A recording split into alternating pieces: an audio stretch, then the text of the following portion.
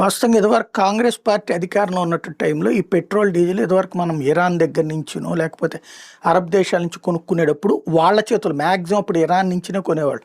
వాడు రేటు పెంచినప్పుడల్లా మనకి ఇక్కడ రేటు పెంచాడు. అదేమంటే ఇరాన్ ఆయిల్ పెంచింది తప్పదు కాబట్టి మనం తీసుకుంటున్నాం. లేకపోతే అరబ్ దేశాలు ఆయిల్ పెంచినాయి కాబట్టి మనం ఇక్కడ రేట్లు పెంచాల్సింది. ఏం చేస్తాం మన చేతుల్లో ఏముంది అనేవాళ్ళు అనమాట. అట్లాగా నాకు తెలిసి రూ. 10 పెట్రోల్ అప్పటి నుంచి నాకు గుర్తుంది. మా బాబాయ్ బండిలో టీవీఎస్‌లో రూ. 10కి లీటర్ పోయించినప్పటి నుంచి గుర్తుంది. రూ. 10 తర్వాత రూ. 20 లీటర్ అన్నటువంటి దగ్గర నుంచి. ఆ తర్వాతన రూ. 60 దాకా చూసాం. ఆ తర్వాత నేను తీసుకునేటప్పటికి రూ. 60 అయిందనుకోండి. అది పక్కన పెడితే ఇప్పుడు అదే సందర్భంలో నరేంద్ర మోడీ వచ్చిన తర్వాత దాదాపుగా 24 దేశాల నుంచి కొంటున్నారు.